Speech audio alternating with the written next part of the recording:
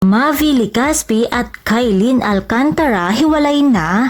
O mga marites, baka isisin nyo na naman ito kay Andrea. Mukhang nakiuso na din sina Mavi at Kailin sa mga celebrity breakup issue ngayon dahil bali-balita nga daw na naghiwalay na daw ang mga ito. Nako, nadagdagan na naman ang listahan ng showbiz couple na nag-break. Matatandaan noon na una nang napabalita ang pag-unfollow sa Instagram ni Cassie Legaspi, ang kambal ni Mavi kay Kailin. At mula noon ay umugong na ang balita na parang hindi daw magkasundo ang dalawa. Lalo na at ex-boyfriend daw ni Kailin si Darren na malapit naman sa puso nitong si Cassie, at ngayon muling pinag-uusapan sa social media ang mga cryptic post ng magkabilang panig. May kanya-kanyang hugot kasi ang mga ito.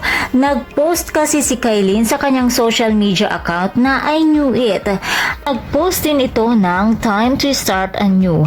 Napansin din ng kanilang mga fans ang pag-unfollow daw di umano niya kay Mavi sa TikTok. Samantala, maging si Mavi ay may hugot din sa kanyang post na ibinahagi nito sa kanyang IG stories na isang Bible verse, "Let all that you do be done in love."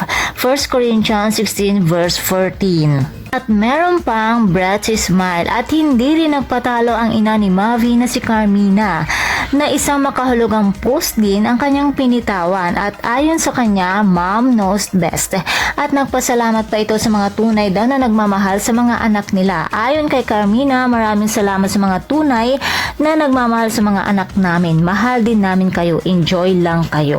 Maging ang ama ni Mavi na si Zoren ay nagpost din ng keep smiling guys at Cassie at Mavi Legaspi. It's good to have genuine friends. Ingat kayo. Kaya naman pala isipan tuloy sa mga fans kung may kinalaman ba ang mga ito sa nangyayari kina Mavi at Kailin ngayon.